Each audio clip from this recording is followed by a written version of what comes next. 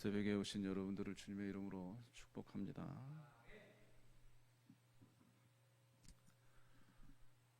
온 이스라엘 남유다 북이스라엘의 왕의 이름이 좀 중복된 왕이 있습니다.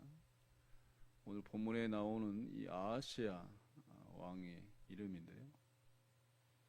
남유다에 있는 아하시야는 이 아합의 외손자입니다. 그리고 오늘 본문에 등장하는 이 북이스라엘 아하시야 왕은 이 아합의 장남이죠. 그래서 동일한 인물은 아니다라는 말씀을 먼저 드리고 본문을 보겠습니다. 아합 왕이 죽고 나서 이 모압이라고 하는 나라가 배반을 했다라는 사실은 이스라엘의 어떤 영향력이나 또 군사력이나 이런 모든 것들이 다 약해지기 시작했다라는 것을 보여주고 있습니다. 대표적인 게 이제 경제력, 군사력뿐만 아니라 신앙적인 면에 있어서 또 비례하여 극에 달하는 또 악한 하나님의 그 노하심을 부르는 그런 경각에 있다라는 사건을 또 보여주고 있습니다. 아하시야 왕이 갑작스럽게 난간에서 떨어져서 합병증이죠. 이 병이 악화돼서 죽기 직전에 있습니다. 근데 보시면 이 바알세붑이라고 하는 왕에게 에그론 신이죠. 에그론 신에게 이제 물으러 가는 거죠. 근데 이제 바알세붑이 에그론 신이긴 한데요. 아합이 아버지였을 때 가장 최고의 신은 이 두로와 시돈에 있는 이 바알 신입니다. 근데 이 아하시야 이 장남인 이 사람은 이 바알세붑이라는 신을 찾잖아요. 그러니까 바알 신이든지 바알세붑 신이든지 이 아하시야 왕은 자기의 어떤 생각대로 기호대로 이 두 신 외에도 우상을 마구 섬겼다라는 반증입니다. 더 재미있는 것은 이 에그론 신, 이 바알세붑이라고 하는 신은 말 그대로 이 파리의 왕입니다. 파리의 신이에요. 물론 이 당시에는 위생적인 게 그렇게 크게 어떤 시설이나 개념 자체가 없었기 때문에 특히 날파리, 이 파리에 의한 전염병이 아주 위험했습니다. 그래서 그 위험하면 또 사람들의 두려우면 또 신적인 게 또 섬겨지게 되잖아요. 그래서 바알세붑은 파리의 신입니다. 그래서 이 당시에 많은 사람들은 파리의 형상 비슷한 이 형상을 지니고 많이 다녔어요. 그래서 바알세붑을 섬기는 그런 사람들은 이 부적을 갖고 다녔죠. 파리의 형상인 이 바알세붑 형상을 지니고 다니면 이 질병이 지니고 있는 사람들에게는 전염되지 않는다, 이런 이상한 생각을 갖고 있었죠. 그래서 아하시야 왕은 이 바알세붑, 이게 전염병이 아닌가 생각해서 이 우상에게 의지를 하는 거죠.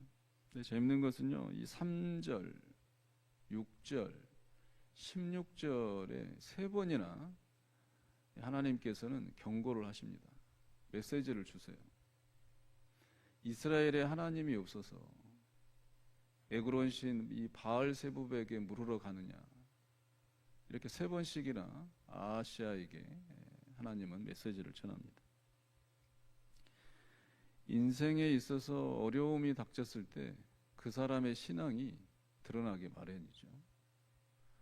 특히 다급한 기도 제목, 위험적 상황이 있을 때 본능적으로 드러나는 게 자신의 신앙입니다. 우리들에게 있어서 그러한 위험과 낙심과 위협적인 상황이었을 때 여러분들이 의지하시는 게 오로지 하나님이시기를 간절히 부탁드리겠습니다. 기쁠 때나 위험한 상황이거나 위험한 상황일수록 이것도 말이 옆에가 있죠. 항상 상시로 수시로 우리는 하나님을 의지하는 사람이 되어야 합니다. 평온할 때는 하나님에 대한 의지를, 또 그런 게 긴장감이 늦춰지고, 우리가 위급할 때만 하나님에 대한 그런 매달림, 기도 생활, 예배 생활 이런 게 더해지고, 이런 것은 사실 제가 봤을 때는 하나님에 대한 또 모독이 아닐까 생각이 됩니다. 하나님은 우리가 찾고 싶을 때 찾는 그런 신이 아닙니다.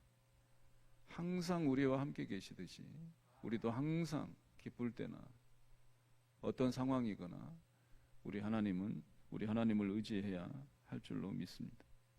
여러분들의 기쁠 때나 슬플 때나 어떤 상황이거나 항상 되물으시기를 바랍니다. 3절, 6절, 16절처럼 나에게는 하나님이 없느냐, 나에게는 하나님이 계신다, 나에게는 하나님이 계신다, 이런 말씀을, 또 메시지를 항상 되뇌이시는 우리 성도님들 되시기 바랍니다.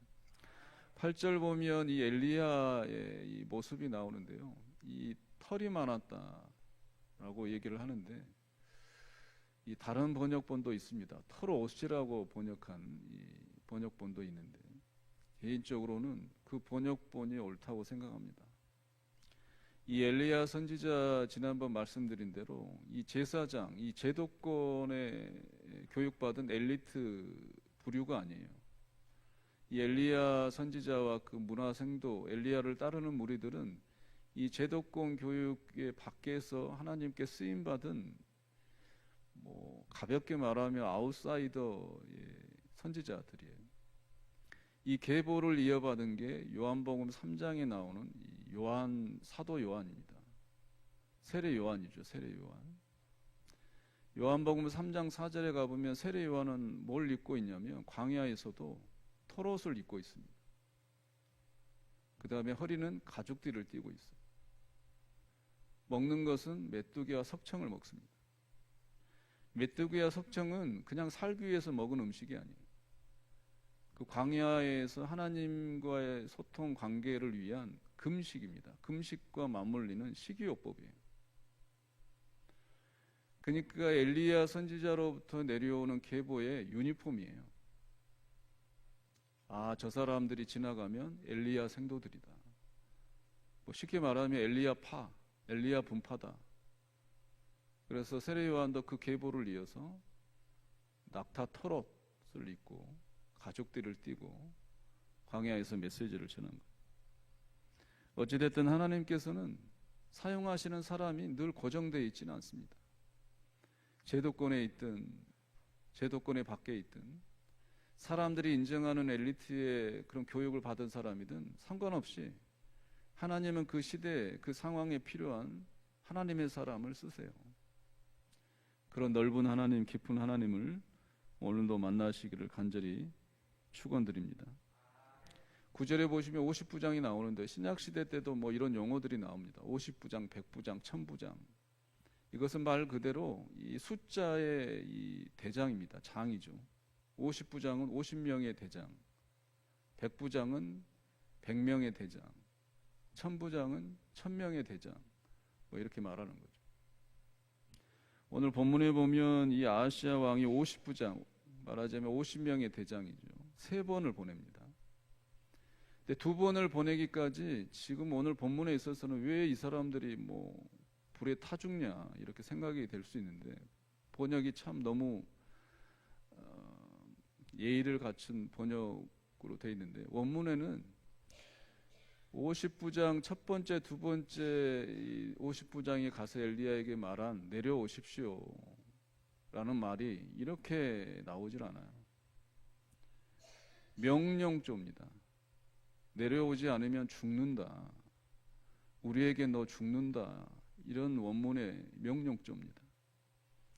하나님의 사람에 대한, 하나님의 그런 예언의 메시지에 대한, 아하시야 왕은 죽는다, 그런 메시지를 전한 이 엘리야, 이 하나님의 사람 선지자에게 이 2번의 50부장들은 가서 명령조로, 위협적으로 말한 거예요.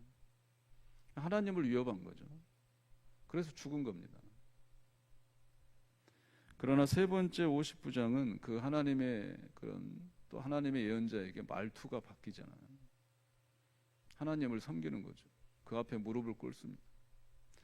우리가 사는 것은 단순합니다. 하나님 앞에서 엎드리는 거예요. 하나님의 말씀의 명령을 어기면 누구든지 죽습니다. 멸망입니다. 아하시아 왕으로부터 그 생명과 질병을 보호해 줄 수 있었던 것은 아무것도 없었어요. 그의 정권의 힘, 화려한 왕궁, 심지어 바알세붑이라고 하는 그 부적, 그 어떤 것도 아하시아로부터 구원을 주지 못했습니다. 우리가 믿기는 오직 구원은, 치료는 우리 하나님께로부터 오는 것임을 잊지 마시기를 간절히 소원합니다. 마지막으로 악하다. 참 악한 왕이잖아요. 우리가 세상에서도 저 사람 참 악하다 이렇게 표현하는 것은 성경적 의미와 사뭇 좀 다른 게 있습니다. 성경에서 늘 악하다, 악하다, 이 악이라고 하는 개념은 뭐 세상적 법을 안 지키고 무시하고 상식을 무시하는 그런 게 아닙니다. 오로지 단 한 가지입니다. 하나님을 떠나는 게 악한 거예요. 하나님을 등지는 게 악한 겁니다. 하나님에 대한 신앙에 대한 믿음이 약해지는 게 그게 악한 거예요. 악에서 떠나라 이 말은 어떤 법적인 법을 잘 지켜라, 세상의 상식을 좀 잘 지켜서 세상 사람들에게 칭찬을 받아라 이런 개념이 아니에요. 악에서 떠나라 이 말은 하나님을 신뢰하라, 하나님만을 의지해라, 하나님을 저버리지 마라 이런 말입니다. 오늘 하루도 악에서 떠나 하나님을 신뢰하고 하나님을 의지하는 우리 주의 백성들이 되어서 오늘 하루도 하나님 앞에 쓰임받는, 그러므로 하나님 앞에서 그 크신 하나님을 만나 배울 수 있는 여러분들의 신앙의 체험의 하루가 되시기를 주의 이름으로 축원드립니다.